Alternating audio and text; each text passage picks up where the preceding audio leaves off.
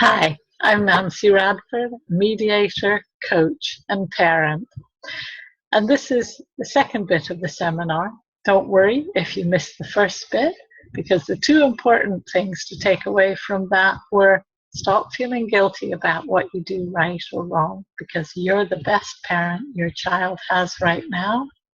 And secondly, teenagers' brains are still developing. They're not the same as yours and don't have a lot of the compassion and the wisdom that develops over time.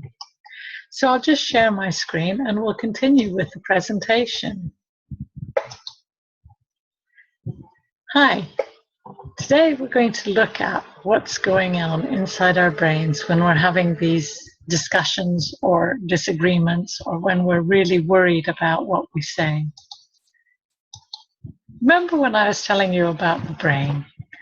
So section 1 is that bit that keeps ticking over regardless of you're unconscious or asleep. It just keeps your heart rate going, your breathing. If you didn't have that bit, you'd be dead.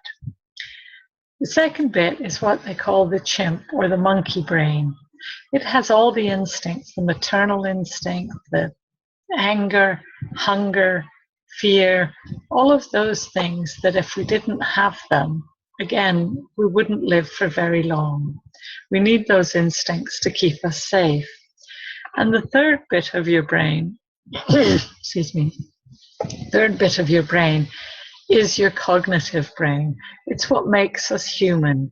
It's where your thinking, your analyzing, your wisdom, your compassion is situated. It's useful to remember all these, because what's hardwired in our brain is when we see something like this, we react. And the thinking bit of our brain stops, doesn't react first. The first bit that reacts is our primitive brain. It goes, danger. Our heads go back.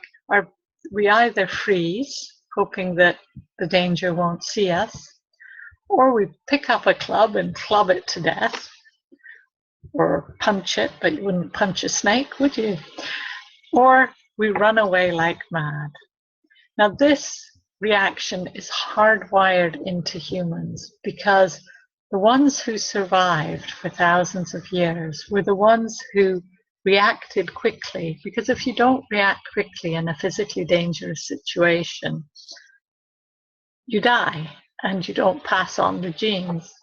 So the thinking bit is kind of bypassed by the monkey bit when we're frightened or angry.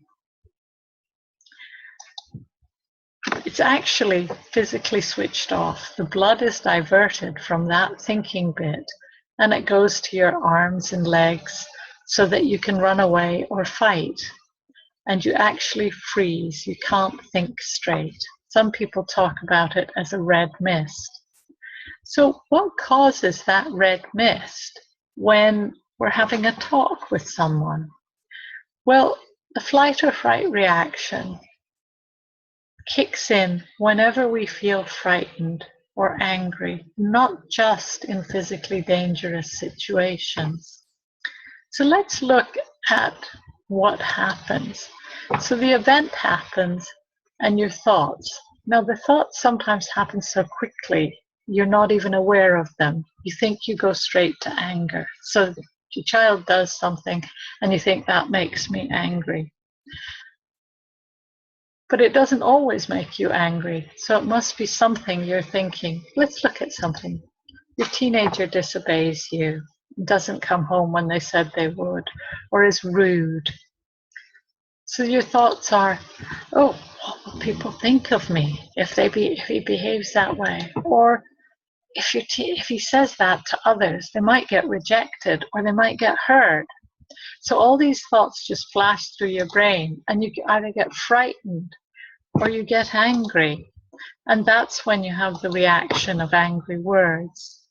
So remember that this cycle goes round, and if you can stop yourself and change your thoughts, then you can change your feelings. And if you can recognize your feelings, you can sometimes change them and trace back to what the thoughts were. So remember this cycle because it happens, even when it happens really fast. So you need to take control of those thoughts and those feelings. How do you do that?